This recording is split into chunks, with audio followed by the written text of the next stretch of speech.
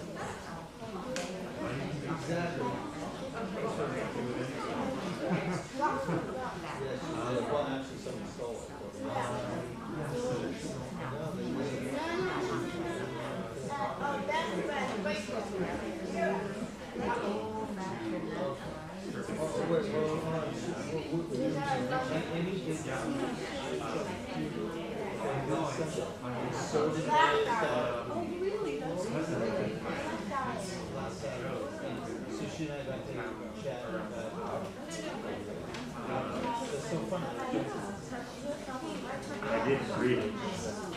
Yeah, well, You didn't read it.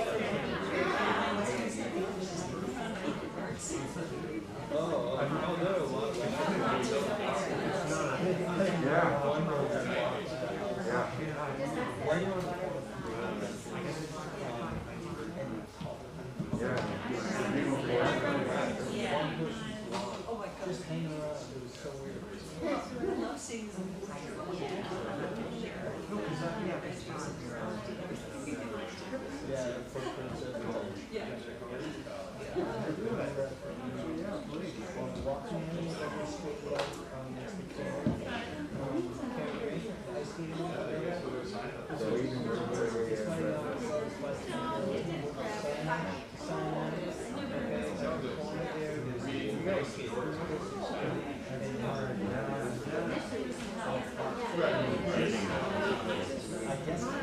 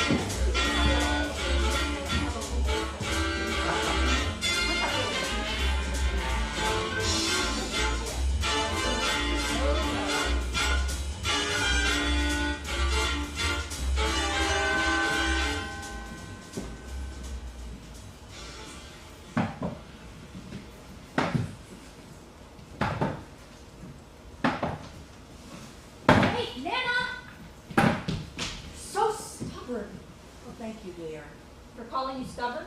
Yes.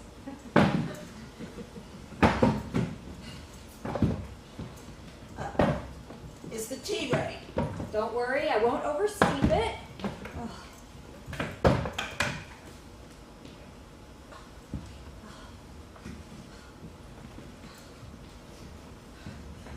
Did you? Yeah, I promise, Nana. No one can see it. You're sure? I'm sure. And if you need to get up, I'm perfectly capable. I'll be right in the kitchen if you need me. My voice isn't feeble. No, it's not. I don't want you coming in and fussing over me. I know you haven't seen each other in a very long time. You're 18, you don't know anything. I'll get the tea. And the trefoils. I know.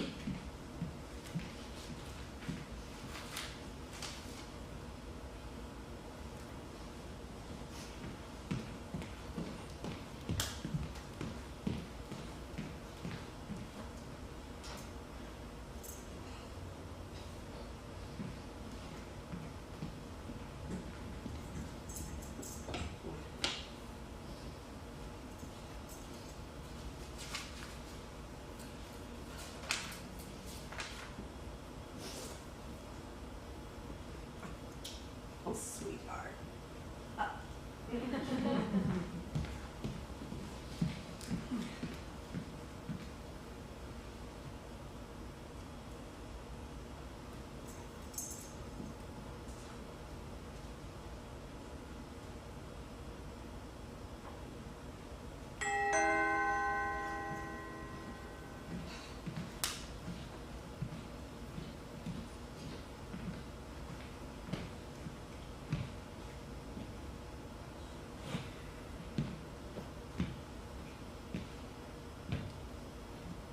Earl.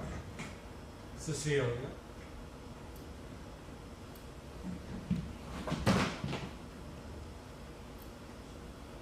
So Facebook, that's what it takes to hear from my brother after all these years. Well now. Traveling east for your great-grandson's graduation, right? MIT, is it? Not bad. No, not bad. Kids bought me a ticket. Wouldn't take no for an answer. I don't, leave home much now. He's my oldest great-grand. First grade. First grade? How many have you got? Oh, Willie's the oldest. Willie? Well, sure, William Lawrence. Just like his dad and his granddad. Right, I knew that. It just caught me by surprise. It's named after... Of course, I knew that. Oh, God, Willie. He was younger than Miranda is. And then your great-grandson, too, I suppose. Well, sure. 17. Enlisted same day as me. Only you were legal. Let's not. They should never have signed the consent forms. I have seen so many young men all over the world. So many. 17 is too young to be fighting wars. Whenever warfare was on the table, I always... Now, Willie would have found a way. Still. Easy drive down here from Boston, 3.5 hours, straight shot. look at all these pictures. You didn't drive down here on your own. Oh, sure, gotta drive. Still drive the tractor too, though I let the young folks mostly do that. But I get bored if I'd stop working. I don't know what I'd do with myself. Especially since I'm sorry. I heard. Going on more than a year now. Never mourning when I'm not looking for him. I know. My husband, he died 16 years ago.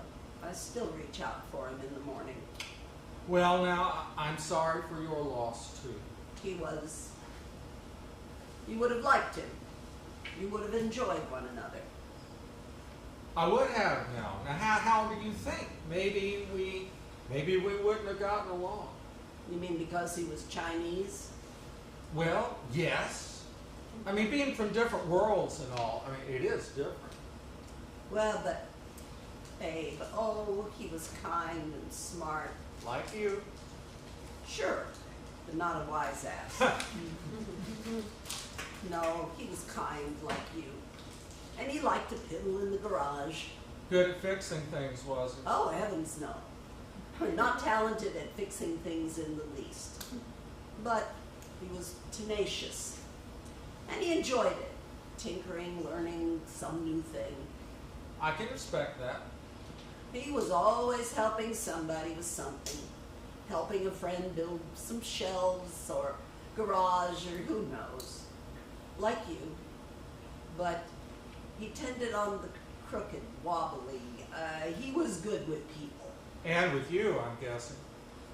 Oh yes, with me. Always. Always soothing me over. Helping me see the other side. I was the diplomat, but I'd have steam coming out of my ears. And red like in the comic strips. Remember how we loved those? Sure. But Abe, I couldn't have done it without him. I think you would have been great friends. I often thought that over the years. Did you now think that? I wish you'd gotten to meet him. I told him all about you. You did? I did. Sounds like a good husband for you, Cece. A good match. Facebook, huh? I can't believe Miranda saw you on Facebook. Well, since Lois passed, the kids are trying to keep me, connected. Give me some new hobbies. I don't need hobbies. I got stuff I like to do. Still making furniture? I used to tell Abe, if only Earl were here to show you. Oh no, not so much furniture these days. I've been making puzzles. 3-dimensional. I started making them, for Willie when he was just little. He loved those puzzles, and I enjoy making them. All the great-grands, they love them. Do they? Puzzles? I brought something for you. Here, hold on. Oh, you don't have to. Yeah, I brought it for you. I don't know if you have any little ones right now. No. Just Miranda. Well, I wasn't sure, but your granddaughter, she might when she... Well, let me give it to you. For when she gives you some great-grands, you can give it to them.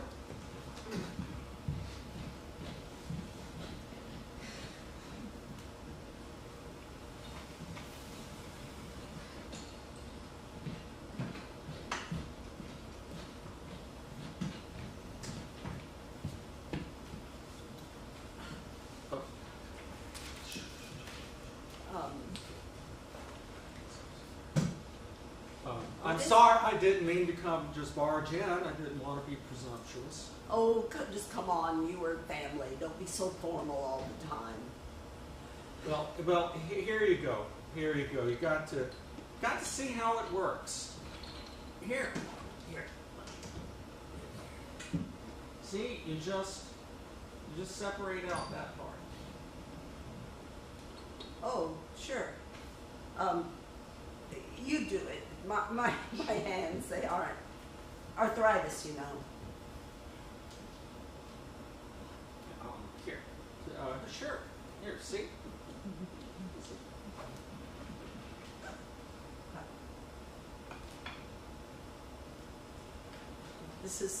It's so clever.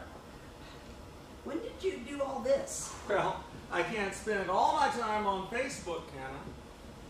No. Gotta keep moving. Body's not so young anymore. I've noticed the phenomenon. Secret is to keep moving. The body won't realize it's getting old. So your body hasn't noticed. Well, it's a mindset. Now, you see, with these, some of them are simple, like this one, and some are more complex. I'm working on one for Willie. Let's see if I can get it. I don't drive anymore.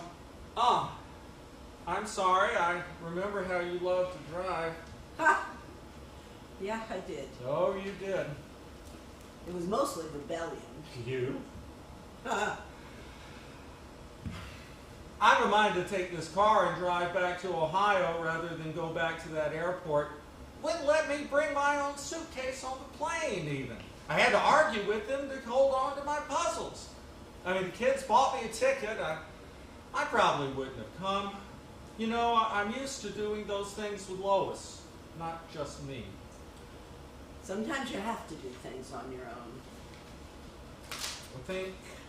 I think I will drive back to Ohio. That's a very long drive. Well, what else do I have on my calendar? Some more carving. We used to take the kids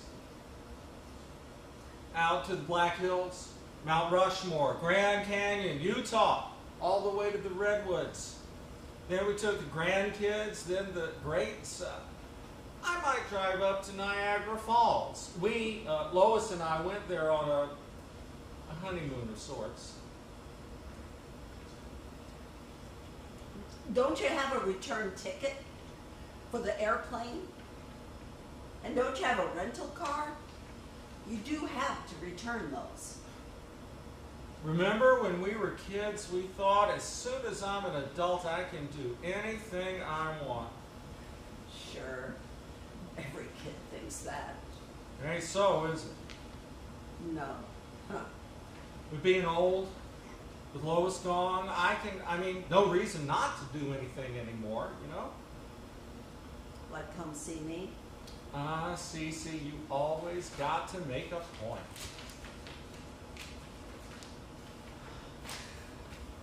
Why now, Earl? After all these years, not returning with one phone call, one letter, why now? Well, see, your granddaughter Miranda messaged me. I mean, my son bought me a ticket, and Willie's graduating, and they've got lots to do. It's just me, you know, on my own. Gotta keep moving. So, seemed a good time. Could you hand me one of those cookies? Sure.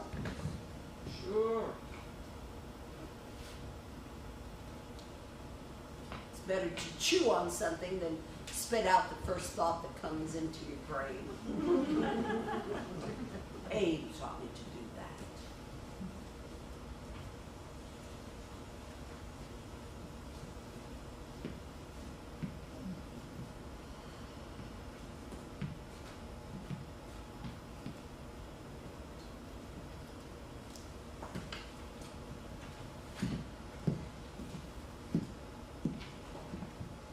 Stay away from him. He's mine. Are you talking to me? You know I'm talking to you. I'm not going to stay away from him. He's my brother. I don't see how you two are related. Do you want me to explain it to you? About 19 years ago, my parents got to making You are love. disgusting. Yep.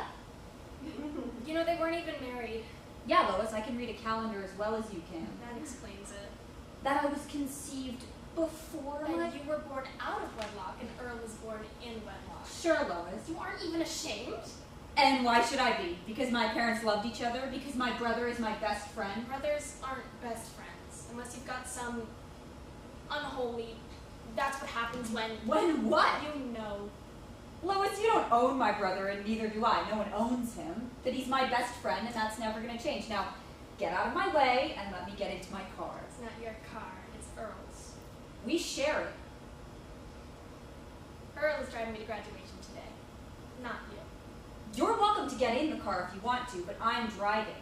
I'm not having you drive me to graduation. Then walk. I don't care, Lois, but you better start moving now, especially in those fancy shoes, or you're never going to make it. Is that what you're wearing to graduation? It is. And it's what I'm wearing to the party tonight, too, to which I am also driving with Earl. I don't think so. Hey now, my two best girls. I didn't know Lois was your girl. Oh, come on, Cece, stop that. Some things will just never make sense. Not today, Cece. Please. I told your sister, I'm not sitting in the back seat to my own graduation. Oh, well, of course. You don't have to sit in the back seat. No. It's my turn to drive. Well, sure. I got the back seat. The others need a ride? Willie's gonna drive him up later in the truck. He should wait until he's old enough to get his license. Oh, don't be such a stick in the mud. Sure. You're right. So, Lois, sweetie, you getting in? I am not. Oh, did I do something wrong? You absolutely did. Oh, well, what would that be? Think about it, Earl. Did I not say, what did I say? Did I say something? You did indeed. Well, I'm sorry.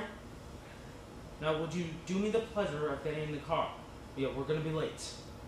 They're not going to start without us. Not with her giving the valedictorian speech and all. No, probably not, but it's rude to be late. I really don't like to be late.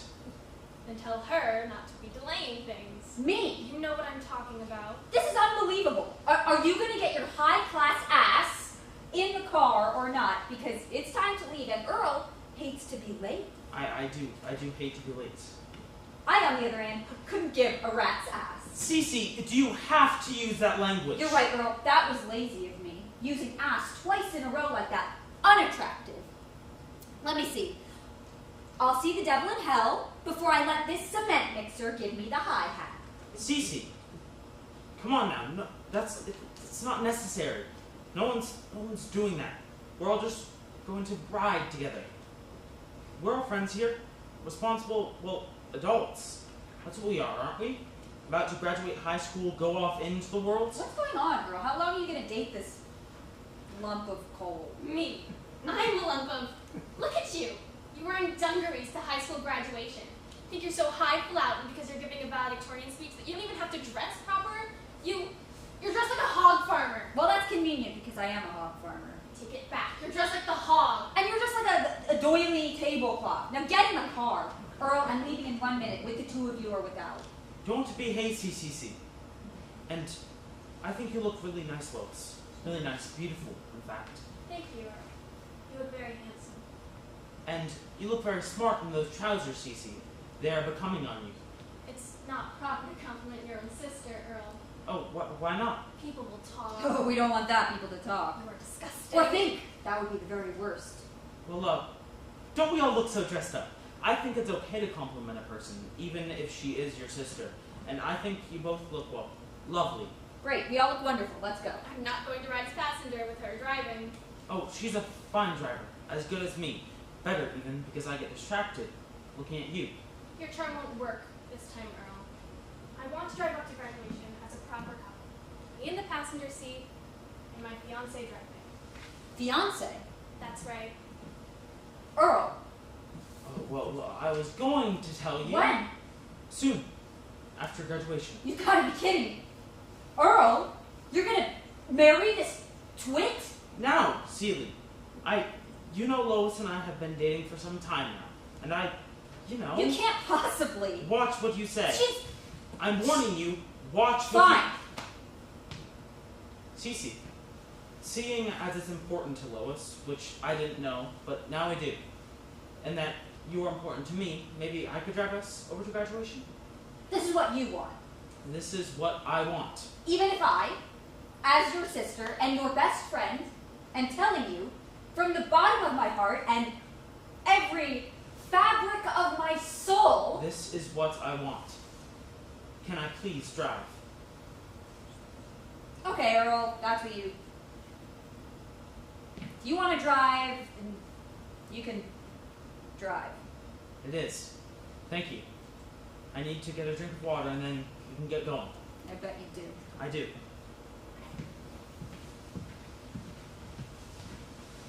I told you he was mine now. I don't know what you did to him. He loves me and I love him. He's a fool, a twit, and an idiot. He's my brother and my best friend. He's too soft. Always has been, just too nice. You shouldn't be such a show-off then, should you? Let Earl shine once in a while. You better not hurt him.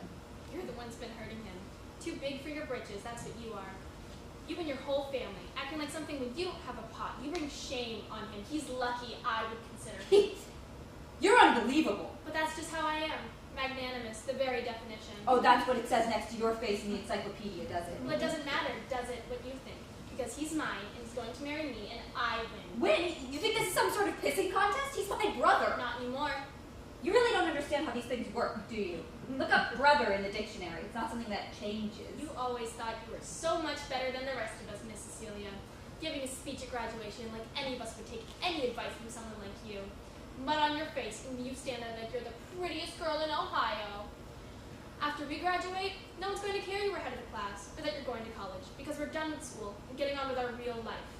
Though I don't know who would marry you. Well, I guess we've got something in common then, because I can't imagine who in their right mind would marry you. Your brother, that's who. Only like I said, he ain't going to be your brother much longer.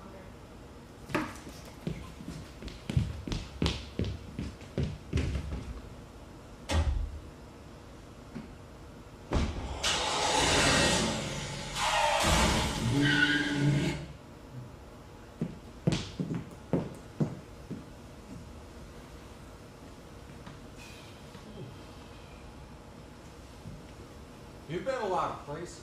Well, that's what diplomats do. I see.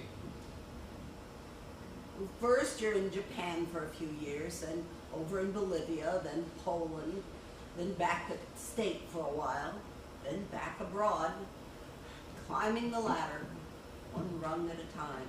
That's, is that where you are? Where you were? Oh, we were lots of places. It was lots of years. Abe loved it.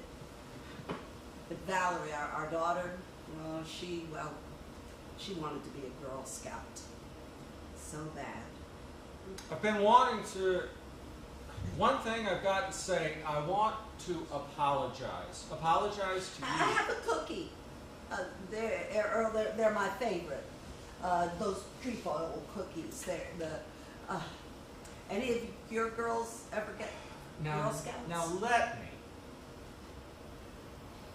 Valerie. She wanted to be a Girl Scout in the worst way, but with moving every few years, and well, when Miranda was born, Valerie became a Scoutmaster. She did everything.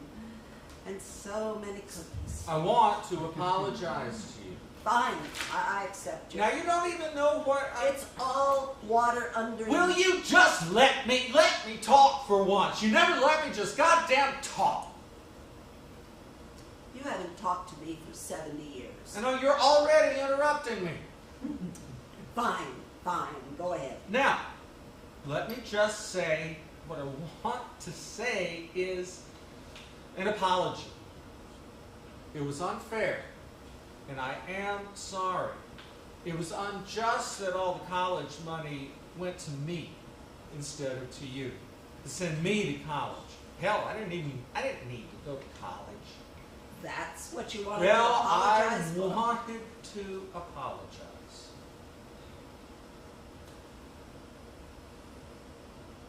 I have long since forgiven you for that. And Dad, and Mom.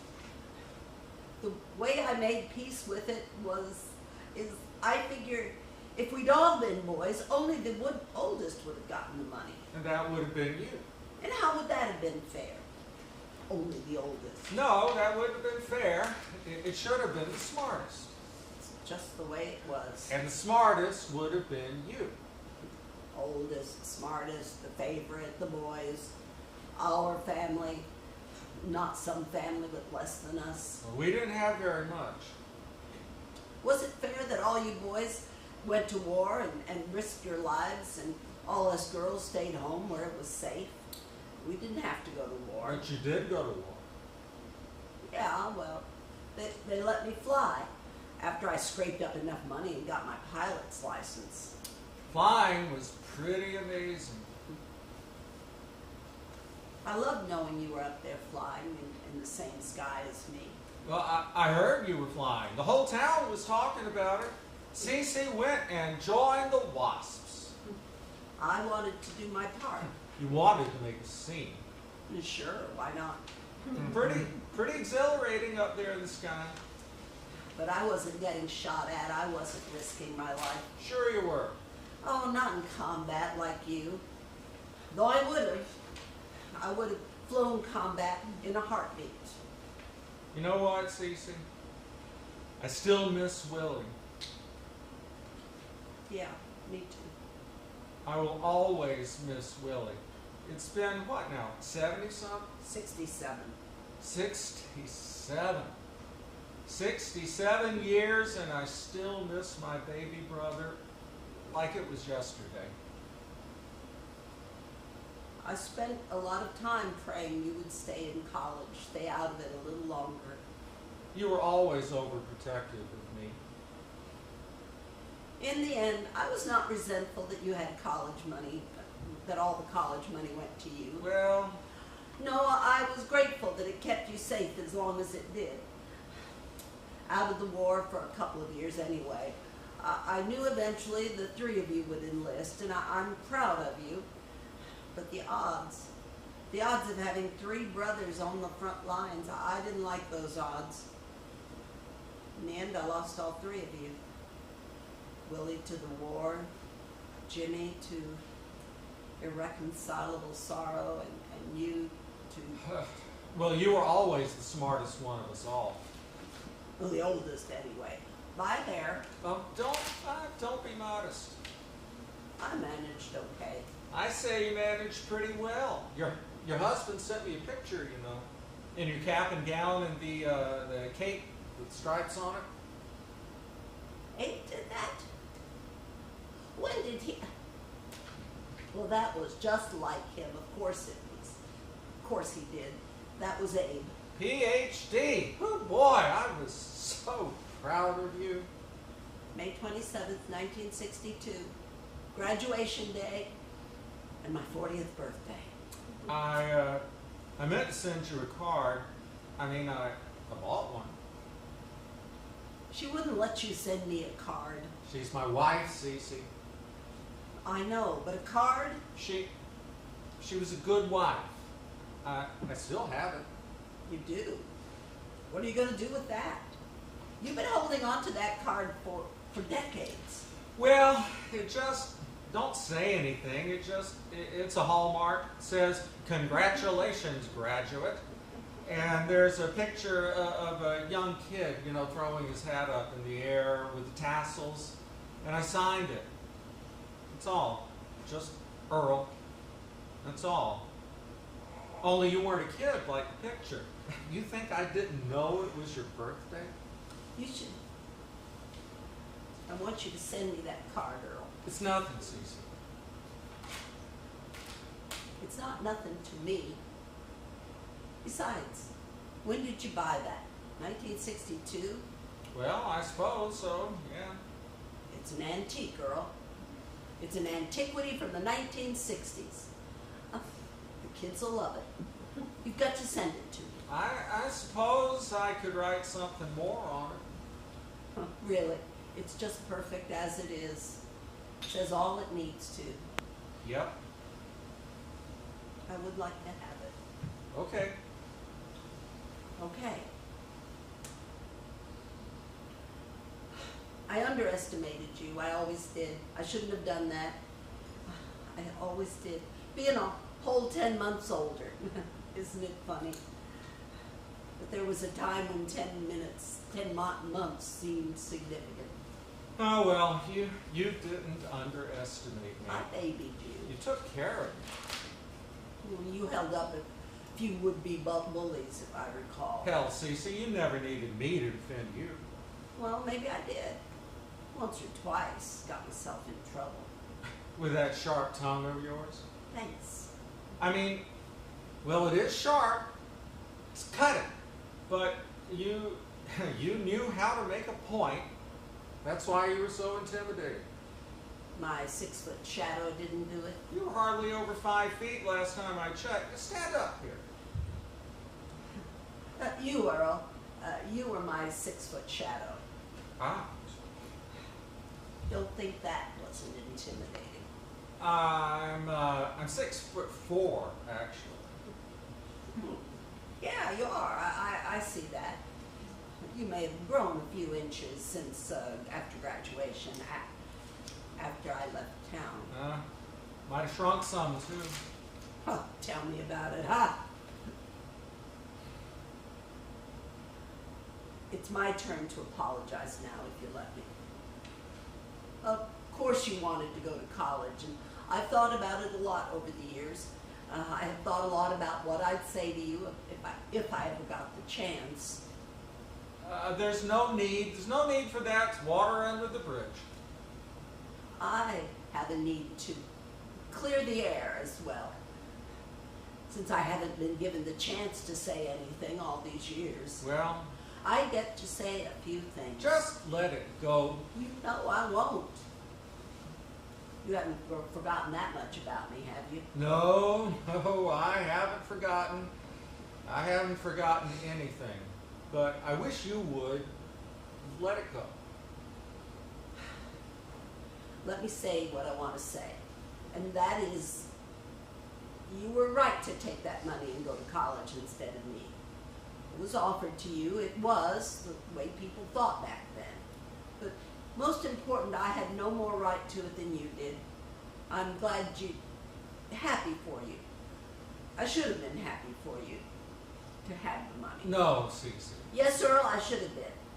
And for you marrying someone you love, I am happy for you. Happy for you that you married Lois and had a happy life together, a long, happy life, and your children and grandchildren and great-grandchildren. I am truly happy for you. Well, thank you. It's been a good life, Earl, for you, hasn't it? Yes, but Cece. Good, you deserve that. That's what I wanted to say. You deserve that, and I'm happy for you. I never went. Never went where? I was going to. I wanted to, really, but Lois. Never went where, Earl? Earl, where did you never go? Lois thought we should use the money to start a family. It was Lois's idea in the first place for you to take the college fund. I know it. And you wanted I it, did. didn't you? Yes. I can't. She made a good argument.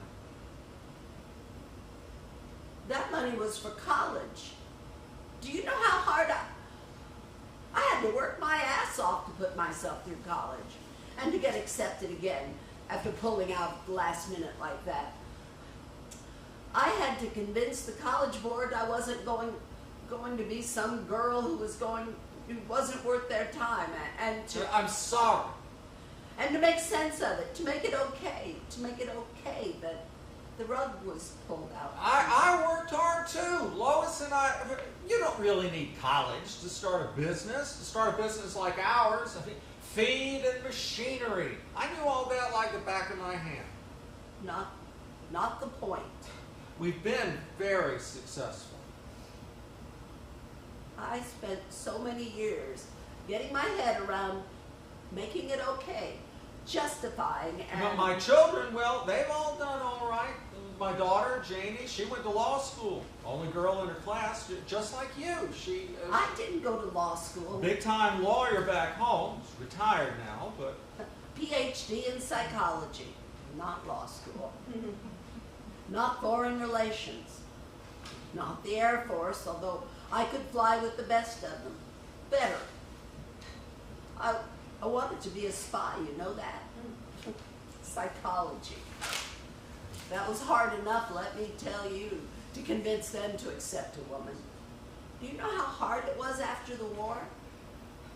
I'm lucky I didn't have to get a PhD in home ec.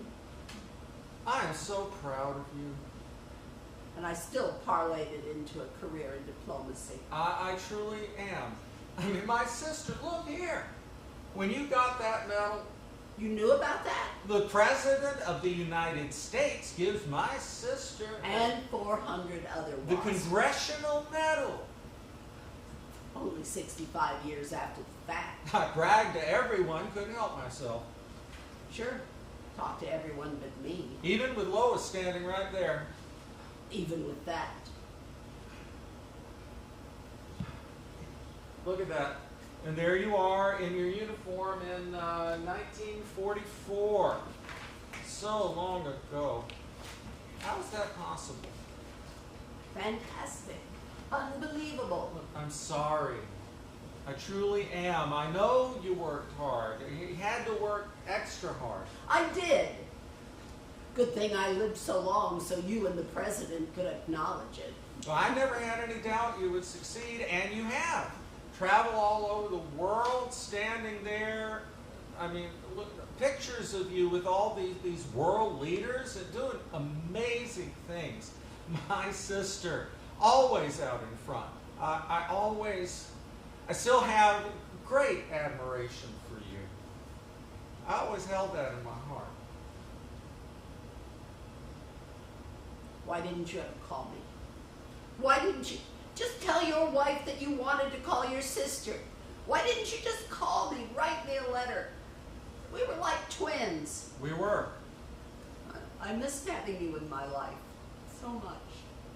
I figured you were mad. Sure, I was mad, but I would have gotten over it in a second. I have gotten over it. I just wanted my brother back. Lois and I, we were getting married.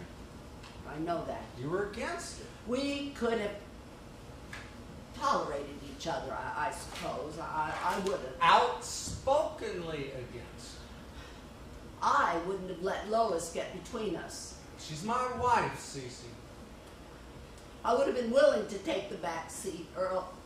I would have been willing to always take the back seat when it came to you. I just wanted to be in the car.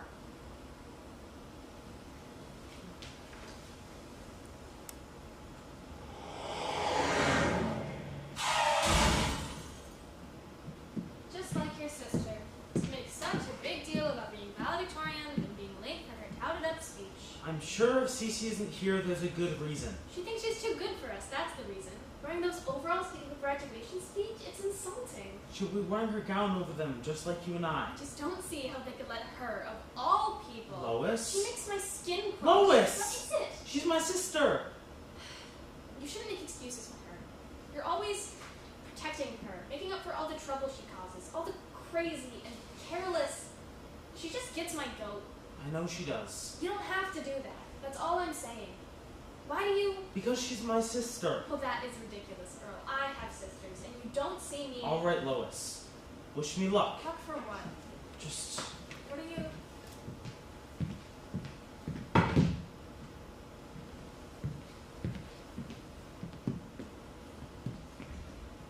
Hello? Good morning to the class of 1941. As you know, my sister was meant to be up here, giving this speech, and I believe she had some things to say. I know she did, because she's my sister. And I hope she didn't, crash herself in some ditch somewhere, but she's not here.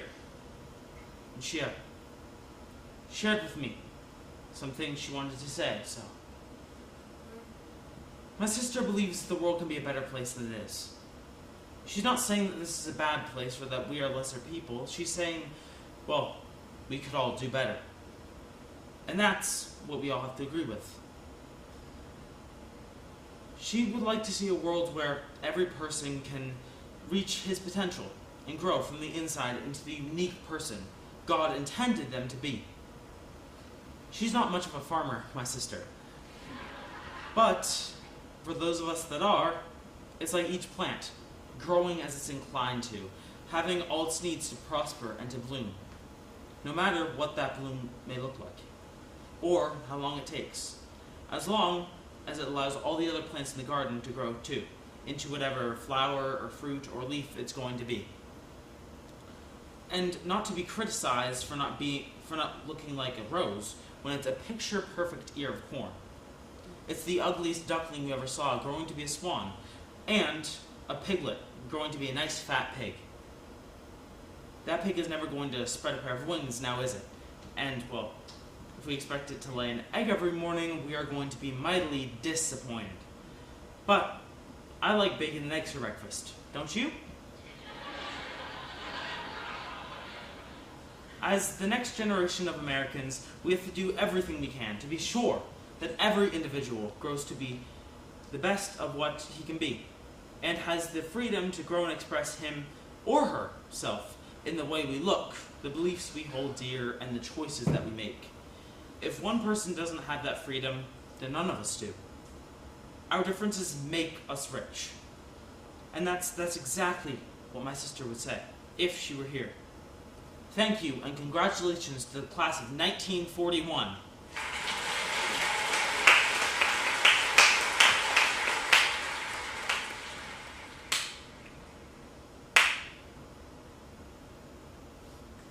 You did not mention fascism or Europe even once. I did.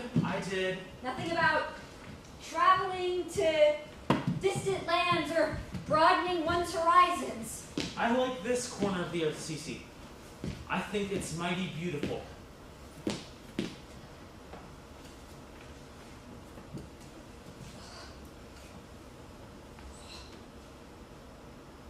You nailed that last bit, though.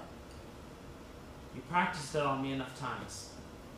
But what was that about pigs flying and corn? I know your speech, Seeley. Believe me when I tell you I did it justice, and I said all the things you wanted to convey. I promise you that. Turns out my brother is a poet with a talent for metaphor. Just a farmer. I crashed the car. I see you came out okay. Yep. Car's not in good shape. I'll see to it. You'll have it running in no time. You do the braking, I do the fixing. This one's a doozy. I was worried about you. You knew I'd turn up. I'm invincible. You are. Thanks for going up there and... It was all you. Everyone here knows that. I don't like public speaking anyway. Like hell you don't. Ha! You're a mess, by the way. Just a few scrapes. Better up that ankle. How far did you walk on it like that? It's fine. That's why you were leaning on that tree. I like this tree. Your hair's bleeding. I got the truck. Earl, you'll get your gown dirty. The ceremony's over, isn't it? You'll get your suit dirty too. I got another one. No, you don't. I'll wear Dad's. I'm not getting in the truck with that mess. I'll come pick you up in 2 hours, Lois. I'm sure your girlfriends and your family want you to themselves for it.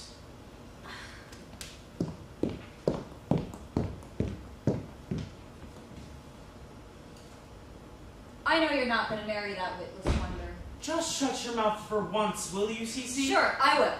But I know you're not going. Shut!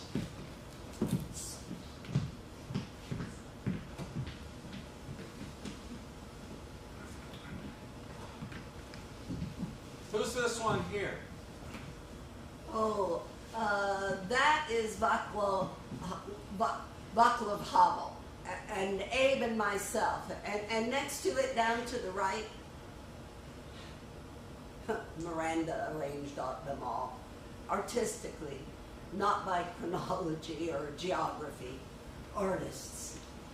There, in front of you, that's us with the Emperor and Empress of Japan in Kyoto during the Cherry Blossom Festival. Those were lovely years in Japan. So peaceful. Boring. Actually. But lovely, Valerie was born there. Oh, where's the picture? We learned Japanese together. But none of the diplomats would speak to me. Well, here's you shouting at someone. Oh, that was a commencement speech. I wasn't shouting. I'm sure it was great. Miranda, she gathered all these old photos, and Abe and I, we collected so many things. Ceramics and paintings, artifacts. This tea table is from Turkey. And those two wall hangings, over there. Those are from our trip to Jordan and after the Oslo Accords. And that first one is from Peru. Abe nearly passed out at Machu Picchu. It's beautiful, but it always reminds me.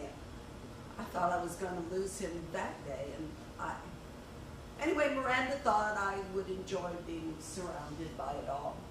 And do you? Enjoy it. I do. I mostly do. Mostly. You look so regal, sitting in that throne-like chair you haven't moved from since I got here. You belong with all these queens and kings. From the furniture warehouse downtown, with some ergonomic adjustments recommended by my physical therapist. I have a chair like that. It reclines. Oh dear.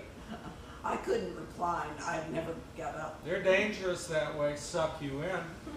Makes me antsy to sit still that long. I gotta be up and doing stuff. You sit too long and you just become part of the chair. I know what you mean. Since Lois passed, there are days when I just don't want to move. And the depression, it just moves in. It gets the best of me. I remember days like that.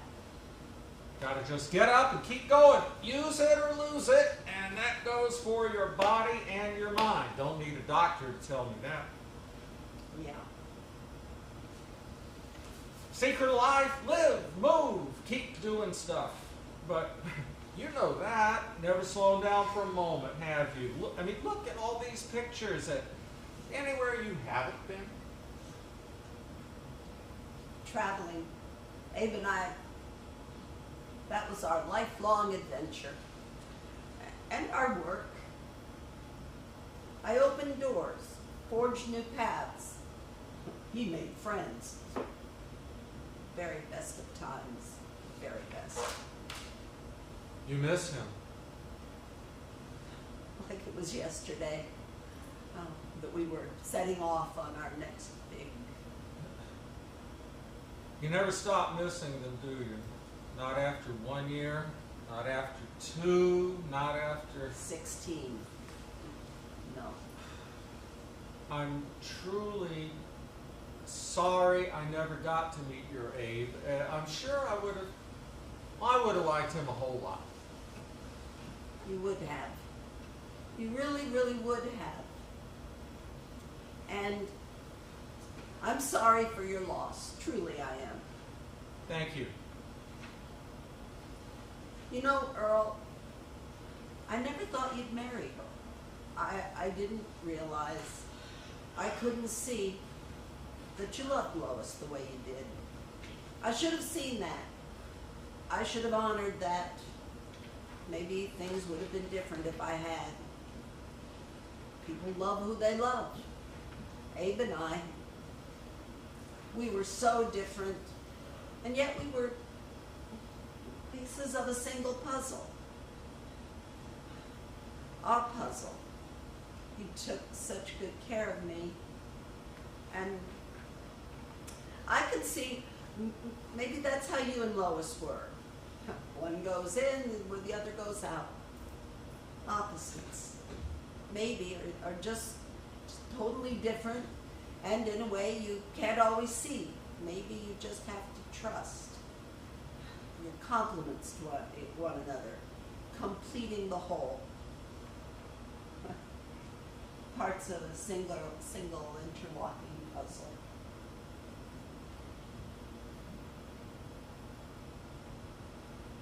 I saw you in the ditch.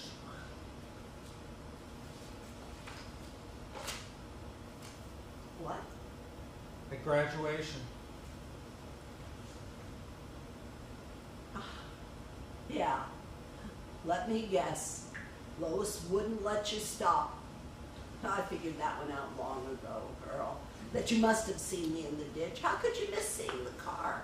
And there wasn't much to hide me walking along the road. There was only one road. I saw you drive by. Lois was busy talking, fixing her hair in the mirror, angry at you for taking the car, and you splattered mud on her dress, you know. But she was happy. Even if we were in the truck, even with Willie and the others in back, she was chattering away, excited, talking to me a mile a minute about the graduation party and the future, and What? What are you saying? she didn't see you, but I did. You left me there.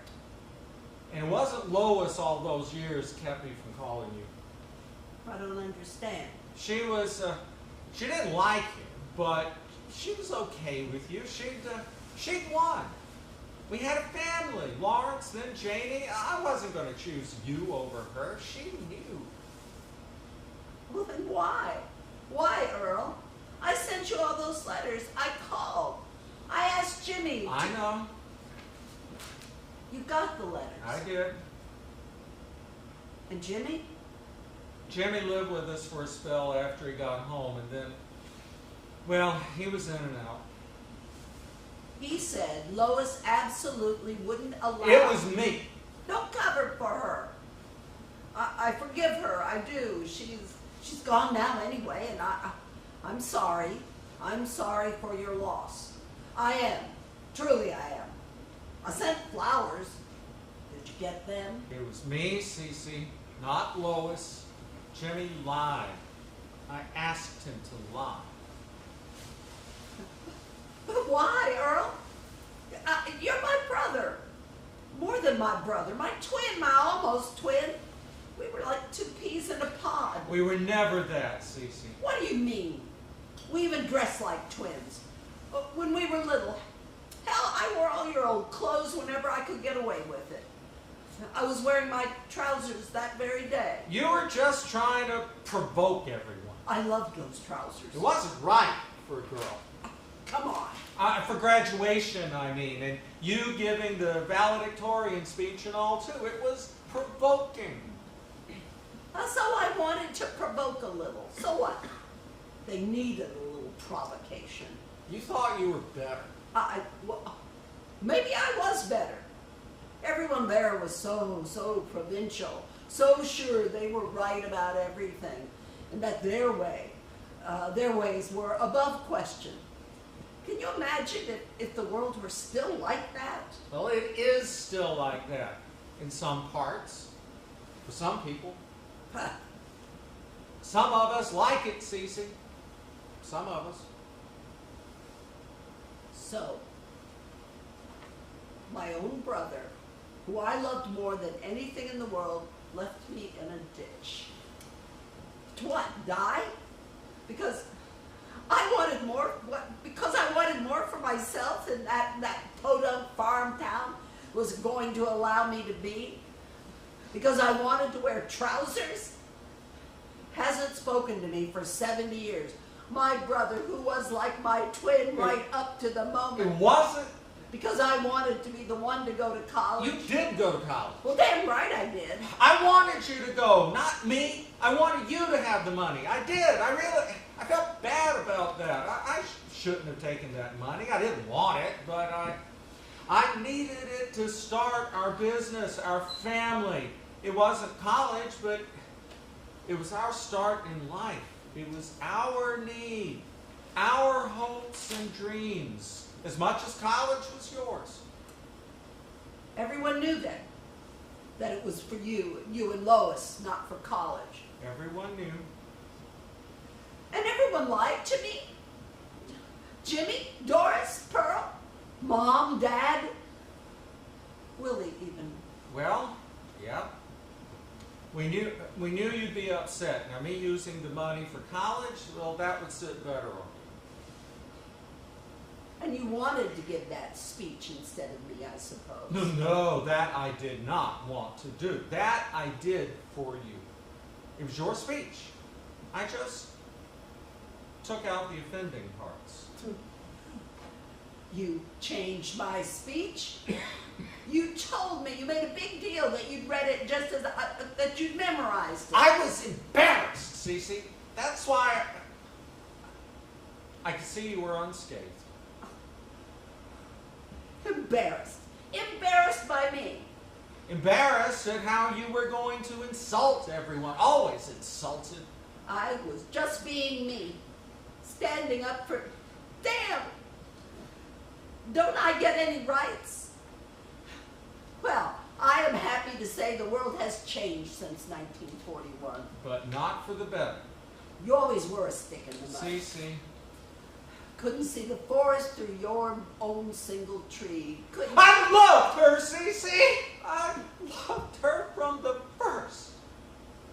She was the worst influence, worst kind of influence on you. She completely, so smug, so damn sure she was right about everything. That's what's wrong with the world today. And you didn't stand a chance once she got her fangs into you. Well, maybe I like things the way I like them. Maybe I like things a little slower, a little old-fashioned. Sure. You never gave me any credit. You never gave me a chance to say what I wanted or to think that what I wanted made any sense. You and your politics. You are the worst kind of hypocrite. Me? Me? I'm a hypocrite? Well, isn't it? I mean, what you want for everyone to get to be who they want to be, to wear trousers, to dress however, look however, believe however?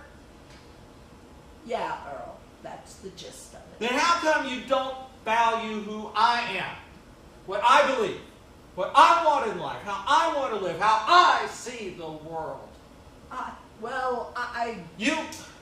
You overshadowed me, Cece. You always did. And not just because you were 10 months older and better at everything. I had to fight for every single... I know you did. I wasn't better at everything.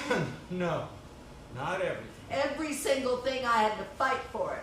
It's a good thing I am a fighter. And no one should have ever held you back. I hated that, the way people wanted to hold you back. You know what? I thank those people, every single one of them. They gave fire to my anger, steel to my dreams. Besides, I had you at my side. I thought I didn't need anyone else. I was on your side. I was. I loved being your twin. I can't, how could you? All this time, I thought I was the wasp and you were the butterfly. Butterfly? It's a metaphor. I know what a metaphor is. Because wasps sting, and wasps, they hurt butterflies. They eat them for breakfast. But butterflies, they can fly away, far, far away, and hide in the scenery, and not make any waves. Wasps you can see coming, you can hear them. And they put a little fright, a little adrenaline in your blood. Like you? Watch out, world. But butterflies are gentle and kind.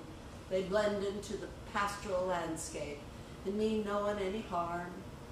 I thought that was you. And I had stung you irreparably, unforgivably.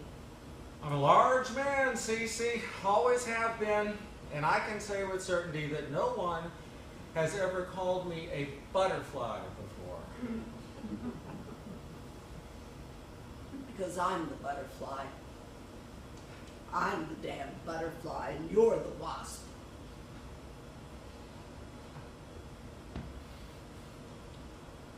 I'm sorry. Truly. Come now, everyone knows you're the wasp. It's right there on the wall, isn't it? Getting a medal from President Obama for your wartime service flying planes. Women Air Force service pilots. Wasps. That was... Why don't you come up to the graduation tomorrow? You could meet Willie and Lawrence and Janie, my grandkids, even some of the little ones. A bunch of them are going to be there. I don't think so. You always loved a good drive. Earl, It's only 2 hours. 2 hours? I can't. It was a long time ago, Cece. It didn't have to be like this. Why don't you come? Make up for lost time. I play bridge tomorrow. I have a doctor's appointment. My granddaughter. Well, bring Miranda. We'll have a family reunion. I don't. She looks like you. Like I remember you. Spitting image. Oh, I take that as a great compliment. I got room for the both of you in the rental. Well, what do you say? Forget all this old baggage. Earl. Come meet my family. Water under the bridge, right? I'll let you drive. I can't drive, remember? Sure you can. Just like Willie didn't need a license to drive at 14. I don't think so. I see. I've got appointments. You don't have to make excuses. I'm not making excuses. I really can't. Yeah, sure. Well, I should get going. So soon? Got to drive back up to Boston. Some dinner tonight, some kind of celebration. I would like to meet your family. Sure. Let's not make it so long next time. Earl? What's that? Have I got something on my shirt? No. I'm sorry, I'm a little clumsy. I spill stuff on my shirt sometimes. I mean, Lois always used to. You want a cookie or something? No. Sorry. You want something, you're perfectly capable of getting it yourself. Of course, you always hated when I tried to do something for you. Damn right. Didn't mean to be patronizing. No, you're not. You're a perfectly capable individual. Always have been. Well, don't judge a book by its cover. Ain't that the truth? Well, I came here to say what I said. I'm sorry for everything I did. Earl. And I'm proud to call you my sister. Earl. I knew you'd land on your feet, and I'm sure glad you did. You got a beautiful family, and well, I see your life's been rich and adventurous. All you always wanted it to be. Earl. I've overstayed my welcome. No, Earl. I hope you can No. forgive me. Well, I'll be going. Come again soon. Now you come on out to Ohio. Sure. It's not such a bad place. It made the two of us. No, it's not that. Well, I know it's not your cup of tea. Earl. Now you take care of yourself, okay, Cece? Do you want a cookie? No. No, thank you. Oh. Bye now. Earl. Yes? You take care of yourself, okay? Yep. I wish I could come meet your family. No, I get it. No, you don't. Now I'll let myself out. Don't get up now. Earl. Take care of yourself, Cece. You too. Miranda! What is it? What's Get my walker. Faster. Open the door. Run after him. Take it easy. Faster. I'll be fine. Just go. Go stop him. Earl.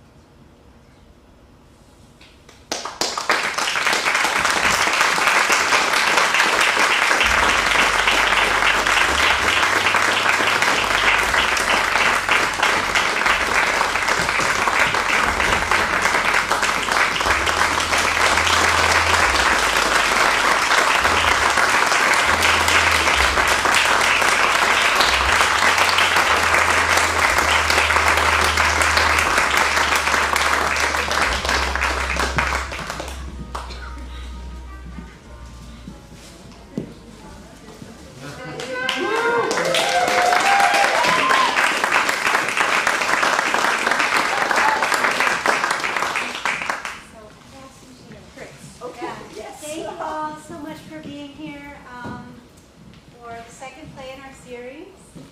And so now we're gonna have a audience discussion. But first, I want to thank all these guys so much. They worked so hard. This was just we rehearsed just this week, and yeah. So thank you. So yeah, before we start, I want to thank all of them. This is Jeannie Beckwith, Fred Cox, Connor Trombley, Grace Bruley, and Darren Feldman. And I also really want to thank stage manage, and Tim, who's up there running all of the live stream and the cameras and the lights. And also Colby, who's also running things up there, and Tom Dunn, who did the lighting, although he's not here tonight. And also, I just really want to thank Spotlight Vermont and Jen and Tim Barden for sponsoring all of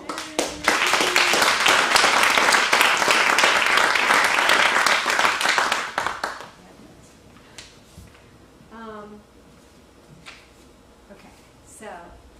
As some of you know, this is the second in a 4-part series of plays. Some of you were here for the first one, but they all stand alone and they're all part of the series. And also it's sort of a step in new play development. The theaters, all over the country are doing sort of stage reading like this, where they spend a lot of time just workshopping the play, developing it, and then discussing it with an audience to hear what you got from the play. And that's what we're going to do now. When I workshop plays with students, I always just start with a few questions. So I'll just put out those questions, and you can either answer that or offer whatever you want. But just to give us somewhere to start, I'll sort of share with you what the questions I usually ask are. So there's 3 questions I ask. The first one is just what did the play say to you? What was the story that you experienced, and what was your experience here in the theater? What was the story you heard on stage? What did you see? The second question that I always ask is, which character did you identify with the most, or like the most, or who stood out the most for you?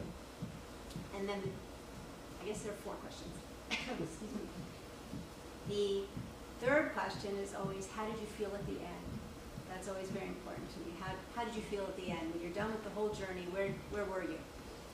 And then the last question is, did anything stand out to you, either like a bump, like that didn't really make sense, or that seemed wrong or awkward, or sort of the opposite of that, or oh, this moment really stood out to me. I really appreciated or really felt that moment. So those are my questions, and I'm just going to ask you to hold on one second while I grab my water.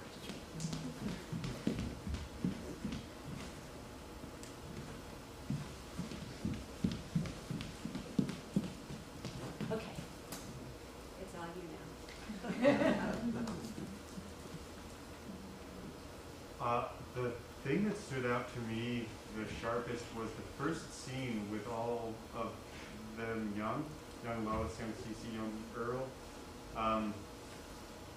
because we see so clearly how incompatible these 2 young women are, and you didn't overplay, but their worldviews were just immediately clear and immediately at odds. And we don't know how the story's going to play out, but we know, like, oh, this isn't going to work. And that was really powerful for me.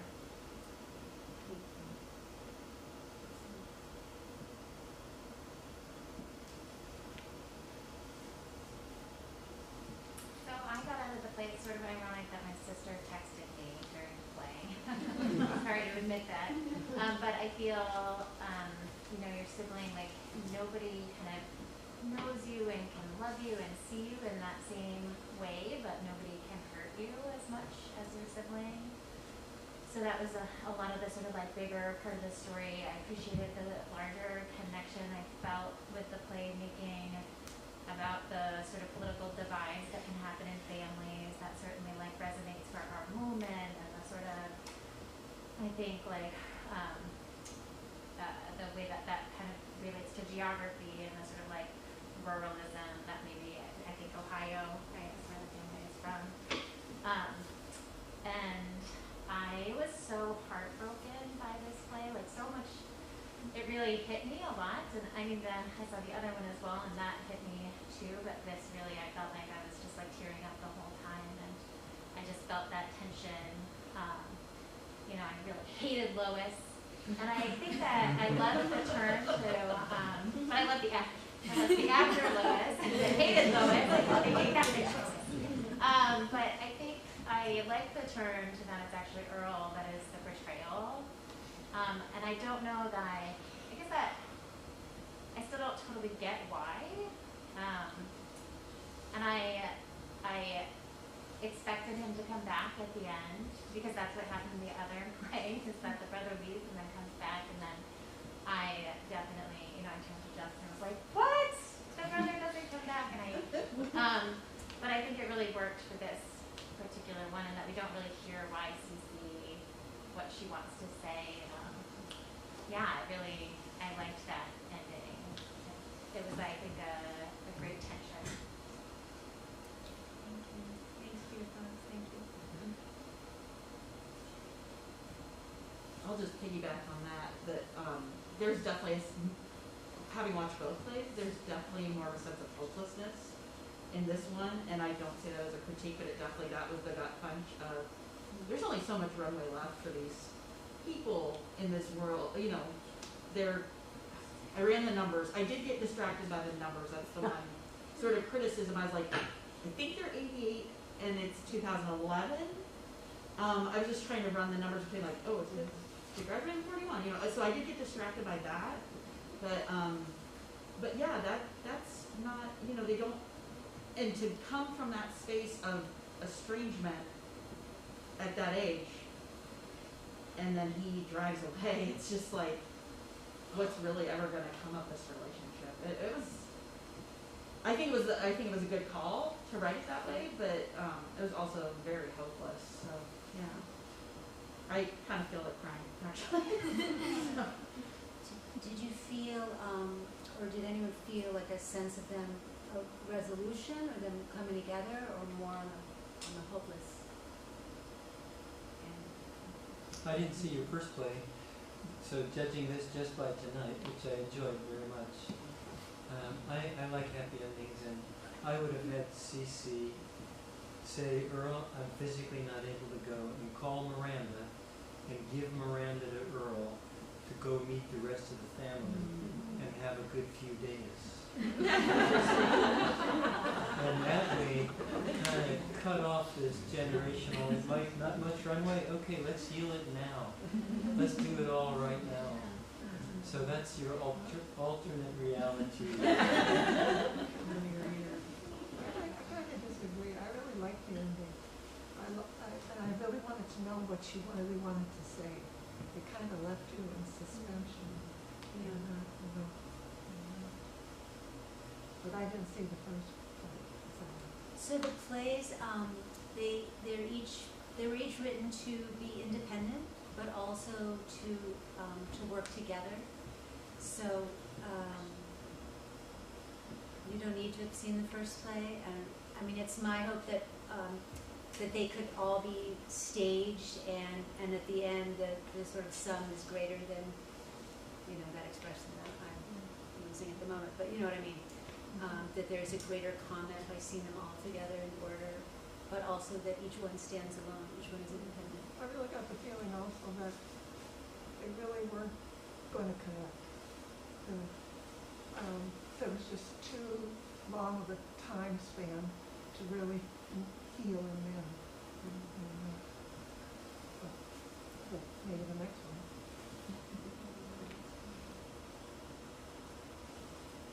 Yeah, what a wonderful story. And the thing that I was left with, I felt that it was very real. And I appreciated that, as hard as it was, that it didn't go the way I wanted it to. I felt like it was almost like it was this huge wall, or, you know, that was between them, and it was like there was this hole in the wall, and they were like looking at each other through the hole, and you were like, let's break down the wall, you know, but because of both their personalities, you know, he didn't want to be mushy. You know, he wanted to get out of there as soon as the feelings started coming, and she didn't want to lose her pride. And I felt like it was very realistic, even though it was heartbreaking. And that I think anything else wouldn't have done justice to the, you know, the sadness of all those years. And it was like there was a connection, there was a possibility, and then so I thought it was really. And by showing them that, you know, the younger selves, I think it filled in all the gaps. So for me, that really worked. And to have the one actress who's in the both roles also was like a lot of information shared just through that role with the grandmother, and then as, you know, it was great. Yeah, I agree. I like what you had to share just now. And just a little piece, I like the sound piece of the connection of the brokenness and the breaking of the relationship at the beginning with the young couple in the car crash, and then that same sound at the end and the breaking of the relationship again at the end when Vernon drives off. Even though I assume he doesn't crash, but it's still the same sound. Shoshannah, we have a comment Shoshannah? there as well. You have one comment up there? You want to read? I can't see it from here, so somebody else. The conversation about where the ending takes us, the audience, resonates for me. The inability to connect now is our opportunity to witness.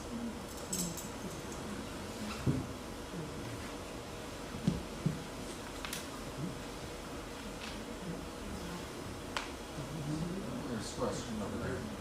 I appreciated the way it was written. I got some of the historical aspects out of it in relation to the way the characters had to react to things. After the war, the character made something out of herself. I remember my mother and other people complaining that the men came back. They took the world back. And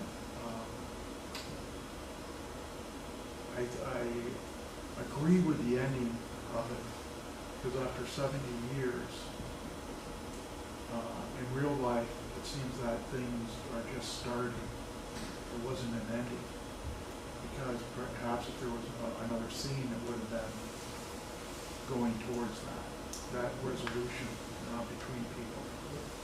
But I thought it was well done. So you felt there was hope for them? Yes, I saw that possibility. Something that I thought was really interesting, and I'm not sure quite what to do with it, is the suggestion that actually their relationship wasn't quite what Cece thought it was. That she keeps saying, we were twins, and he keeps saying, actually, no.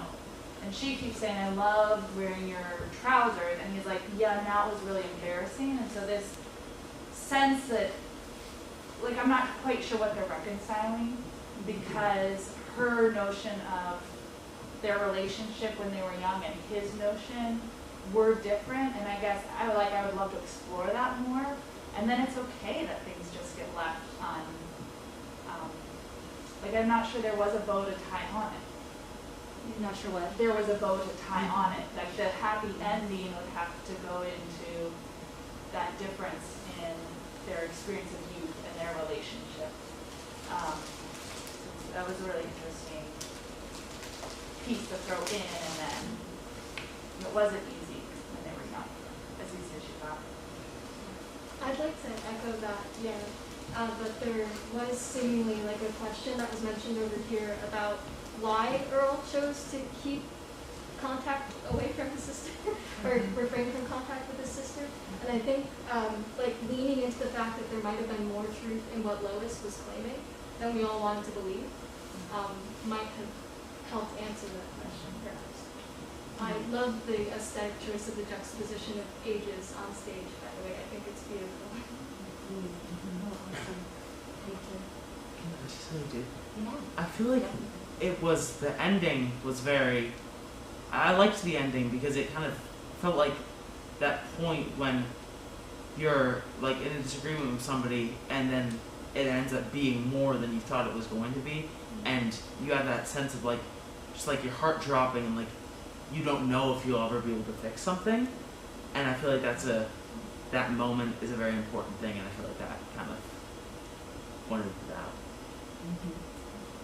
I think it's very real, right? Because a lot of the times we have these big conversations or these disagreements that span years, and you try to reconcile it, you often get 80% of the way there and chicken out or don't get the chance to finish resolving it.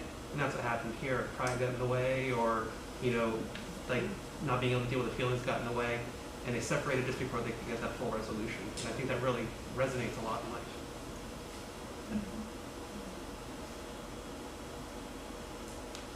I think he dumped a lot on her in this conversation that they had.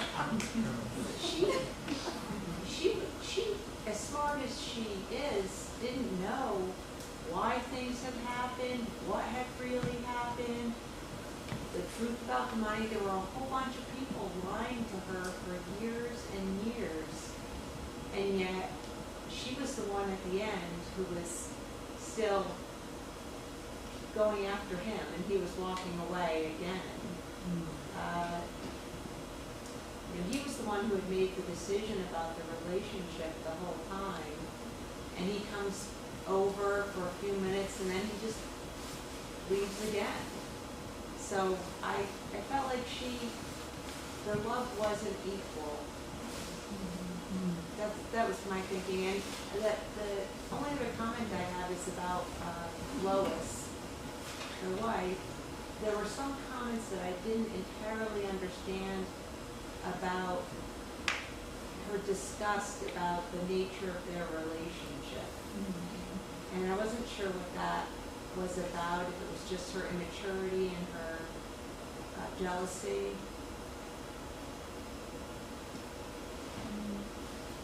The way that I interpreted those comments was that, you know, Lois saw us as too close, sort of in an incestuous way.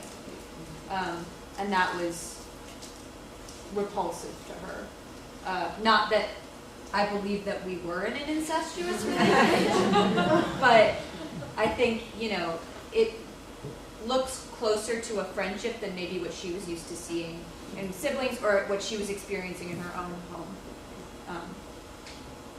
That was one of the first questions I asked, because it creates a whole different subtext if there had been incest. And I also wondered whether, like with Earl and Lois, if Lois's jealousy wasn't, if they had, even though she's being such a prude, had they already been physical too? And was that part of her jealousy of the sister who was obviously my two girls, you know, and no, there's only going to be one girl. Well, I think it also speaks to an immaturity that can happen in young people's relationships where they can't, like somebody, like the either or.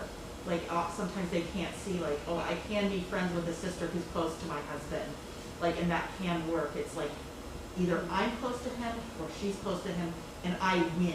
You know, like it's a win-lose situation. And there wasn't maybe the maturity level to be like, okay, there's a broader context here of sibling relationship and family relationship, and that just carried all the way through, and never, you know.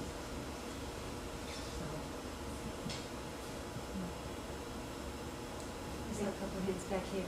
Go ahead. Thanks, Shoshannah. I really enjoyed it again. I feel just some impressions.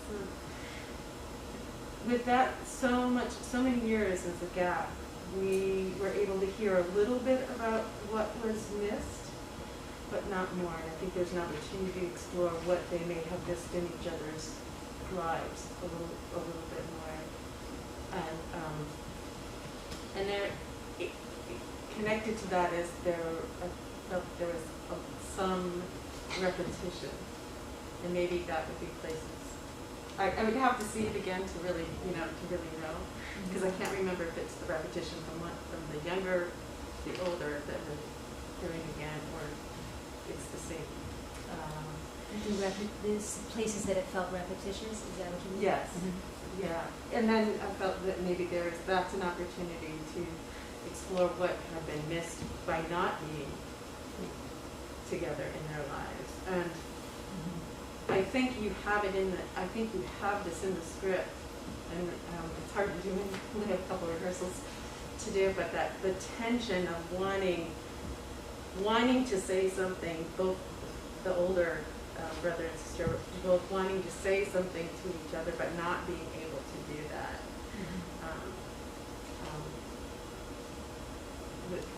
I think it's there, but it would have been great if you could have been able to see each other a little bit more. Just like Have Another Cookie was a really good example, right? Mm-hmm. So she couldn't say what she really wanted, and I think for the brother, there are times for that as well. So that tension building.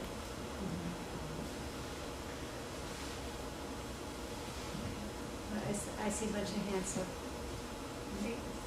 I really appreciated this when I felt heartbroken. That was my feeling. I didn't feel hopeless. I'm sorry. Can you not hear me? I can't. I'm sorry. I really appreciated this. I was sort of in awe that you could get inside. So as not a playwright, I'm like, you should get inside the heads of these people who are so seemingly different than your experience in that way. And then I didn't feel hopeless, but I did feel heartbroken. But I did question what the significance was of her. I mean, it seems like there's a significance that she was born of the parents. So they shared the same parents, right? But yeah. And there was just this one moment. So is that also this thing of like setting her apart somehow? Her being born out of wedlock? Yeah. Was that just another way of symbolizing her being different, not from this place, a person out of her time?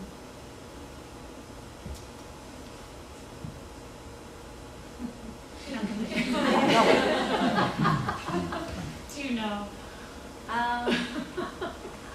mean, in a way, she she doesn't fit in this where she grew up. She doesn't fit in. Yeah. And really, her only ally is her brother, and presumably her other brothers that died in the war. Yeah. One who died and one who died not long after. You read for me as a great first shame that is a thing that concretely other people are going to say, like, she needs to be ashamed about. And immediately she's like, no. Like, and yes, I can also wear these pants. And yes, I can fly a plane.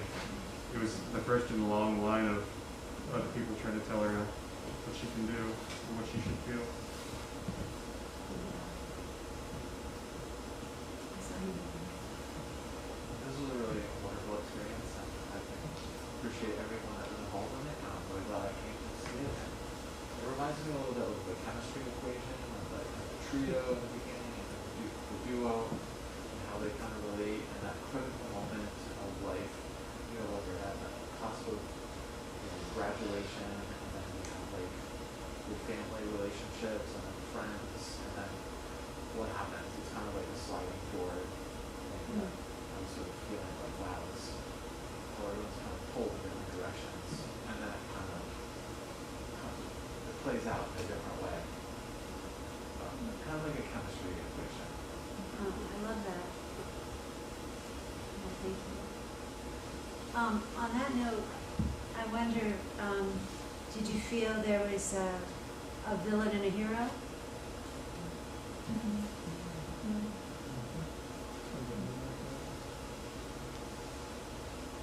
I don't want to say anything more about it. I think there's winners and losers, and the reaction of the characters involved. Of, about being forthcoming. Those gentle pauses between, where you've been 70 years, those types of things. And I think that you got out the most in that. Yeah, so one of the things I keep sitting on is the twist for Earl to be like, yeah, no, it was me, right? And I'm like, oh gosh, why? Like 70 years, and you're just like, you really just like held on to that, and part of him becomes a villain to me for doing that, I guess, and to like scheme and plot and like make everyone lie to her, and so that he can like get his business. And there's, I really appreciate the moment where he's like, you don't really appreciate, you say everyone should be able to be who they are, but like, what about me? And it took me, I was like really struggling with like, I don't really get that, because the earlier parts, she like seems to like appreciate him so much and who he is. But then seeing the tension between the two women really starts to like make a little bit more sense. I don't know. It's very, like at that moment, it complicates the villain piece a little bit for me. When you find out that it was him. Yeah, that it was him, and it was all kind of like his choice the whole time to isolate himself from his sister, who obviously loved him so much. But when it was Lois doing it, he was less of a villain. I don't think so. I don't know. It Just became. asking him what you said. Yeah, maybe he's still a villain, but it like explained it in a way that wasn't as expected, and I was like, wow, why do you have all this resentment towards her? You have the resentment towards her. That's really interesting. I know one thing I thought about Earl was that why should we believe him now? I mean, he's participated in a lie since he was 18 years old. And that's the one thing I had to keep thinking is when you're 18 years old, you do stupid things, and you spend the rest of your life wishing you hadn't, but maybe trying to fix it a bit. But I wasn't sure I believed him now. I think Lois just died, and he did love her. He did love her. They had all these kids, and so I'm not sure. She's lying because she's not letting him know. She's too proud to just tell him she can't get out of that chair on her own, and she doesn't want him to know that. And that's been, her. I thought that, I had a hard time not crying every time we came to the end of this play.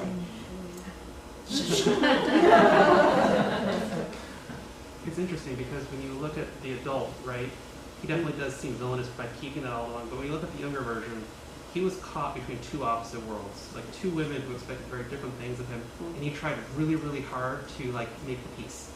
He tried to find that balance very much and realized that he couldn't.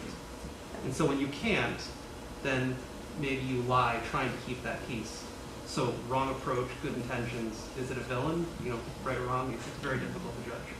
Yeah, and I feel like as an actor going through it, obviously right when I saw the script, I went right to where my role was, and I read just the young at first, and I had only known the young until I saw, and I feel like at the beginning I was looking at him as like a mediator, and as like a middle ground between these two people, and I feel like I really understand his situation.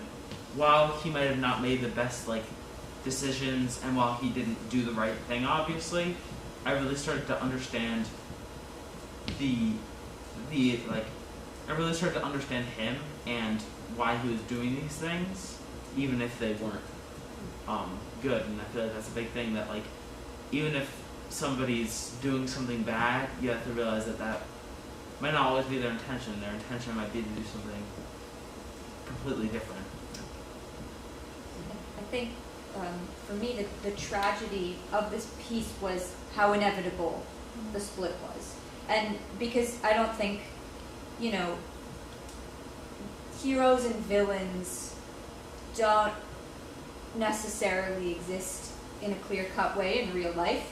And I think like a lot of the things that we heard of Earl tonight were potentially villainous acts. But also I think it, looking at the sibling relationship, like a split felt inevitable. Whether it was, you know, a couple of years down the line or the week after. You know, I think this, like, they had very different ideas about where they wanted to go. Earl was being pulled by Lois, but also, you know, he's his own person and can make those decisions for himself. And I think that he was also taking care of himself. You know, there's a line in the piece about how he felt so overshadowed by her. And if he felt that overshadowed by his own sibling, then, you know, maybe he needed to not speak to her for his own sake and his own life. And that's unfortunate that he didn't communicate that, but it doesn't seem like the kind of thing that one might have communicated at that point. But it, you know, it happens that way. As you're talking, I was thinking that he was attracted to Lois because Lois was saying everything that he was actually thinking that he wouldn't say to his own sister. So she was just his verbal, you know. Yeah, and I noticed even when he was talking, he would always jump to Lois's defense, and he rarely would defend Cece when Lois was saying something rude to her, because I feel like he agreed. Right. He agreed with Lois and what she was saying. So another thing I really appreciated is the complexity of all of these characters. Right, that's what we're debating this, you know, and that's a real testament to the writing, and it's really great fun also for the audience and for the actors, and you know, I think, you know, it's just adding to, you know, what you had said in the beginning is with siblings and family, it's the hardest. It's the most, you know, it's probably the most extreme on both ends, on good and bad. And again, you're touching upon those sore points of, you know, keeping a lie in the family, the complexity of both Cece being born in that time and not being able to going past the barriers that were given to her as a woman, and then for the brother not being appreciated for the role that you know, the person that he wanted to be. So that complexity I appreciated. I was thinking about who's the villain, and it feels more to me like who's the coward and who's brave. And I think, and on top of that, who's the rebel? And I think those roles kind of, you know, they kind of, you don't really, they shift around, because it's like Cece's brave and rebellious, definitely rebellious when she's young, and very brave to do all the things she did. And Mary, a person not of her race, you know, all the things. I actually have relatives like that in my family from that era, and I was like, oh my God, that story is so true. But Earl, I think, is really, his way of rebelling, I think, is to take the coward's way out. And so he had to get away from her. The nuance of all this is that he did it in an underhanded, he chickened out of the whole relationship rather than fess up. And I think the sadness is he kind of comes to get it off his chest, so he won't say, well, if my sister dies, I don't want to not have said this stuff to her. But as soon as he makes his confession twice, I took the money and I'm sorry. Oh, actually, I didn't spend it on college and I'm sorry. If anything was repeated a lot to me, it was I'm sorry. There was a lot of I'm sorries, and I'm just wondering, is there another way they can say those things?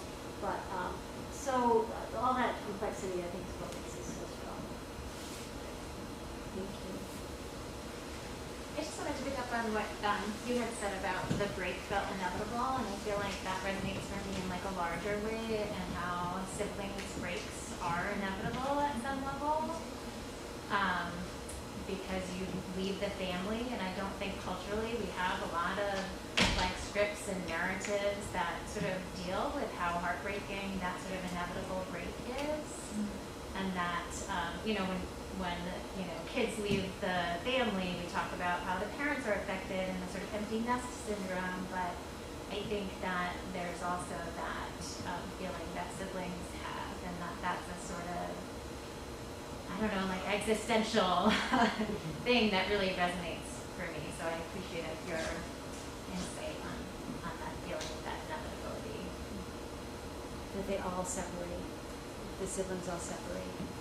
Yeah, I mean, and obviously, right, I think that we do talk about like the significance of sibling relationships, but that there is an inevitable break as we move into adulthood, and that like if you have a sibling, that's one of your most fundamental social relationships that you must, or at least culturally we're encouraged to move on from and replace that closeness with a partner or work.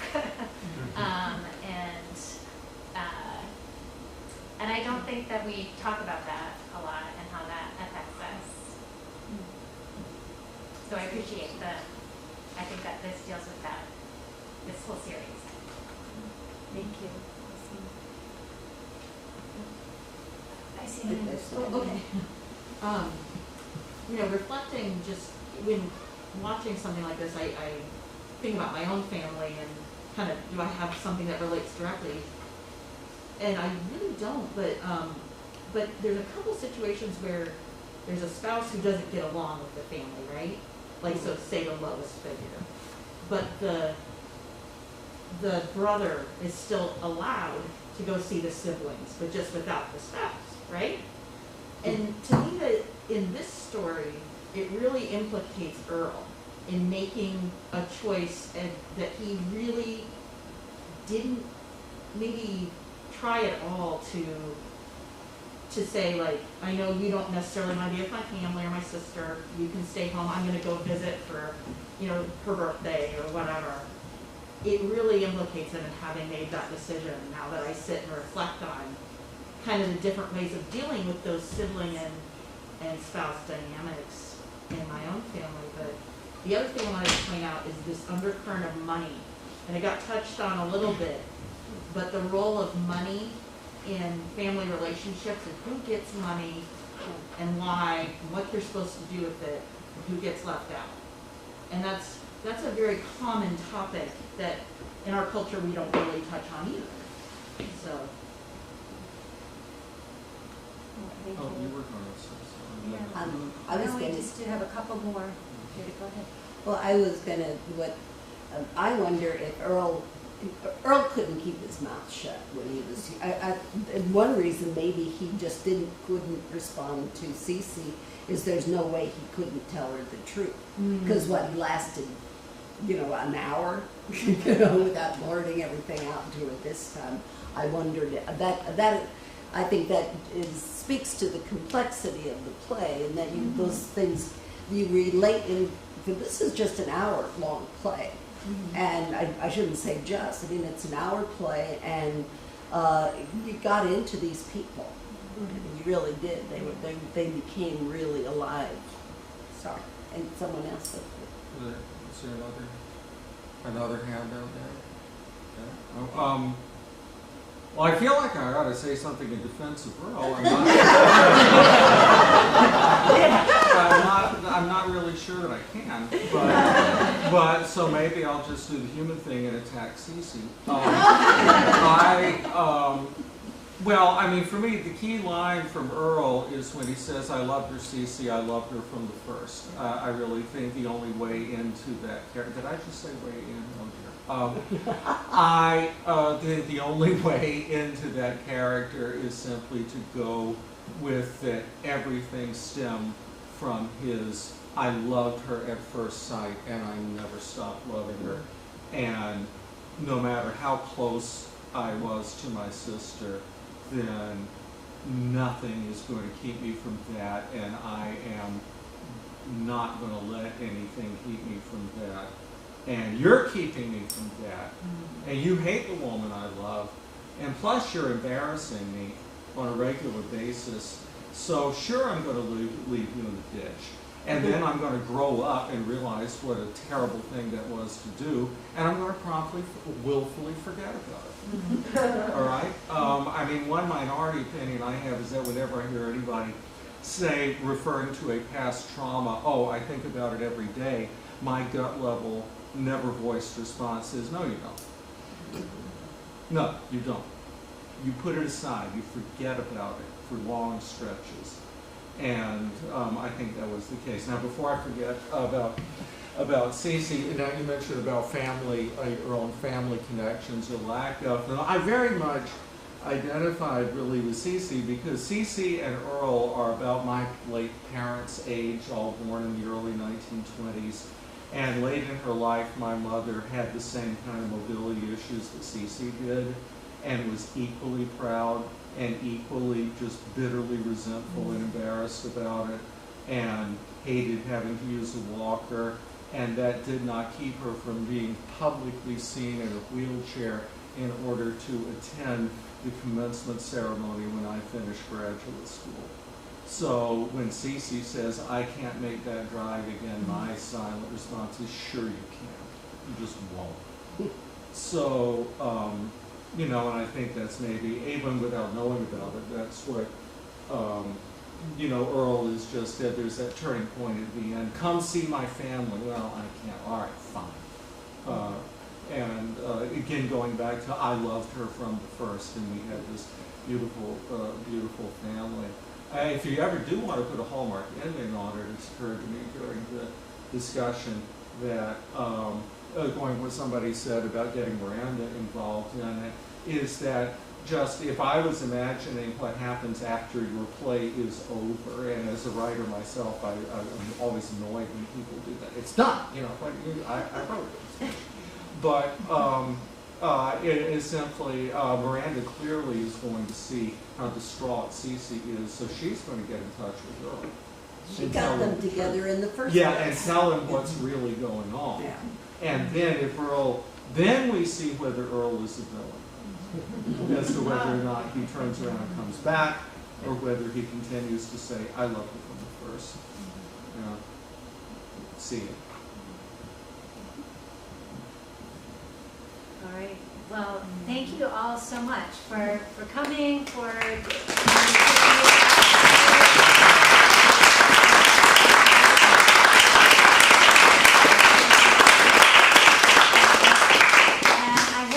join us for the next show, which is April 30th is the first sister trip, and the final show is May 21st. So, and the next one will also be a stage reading like this, and then the final one is a shorter play, and we're planning a full production. Oh,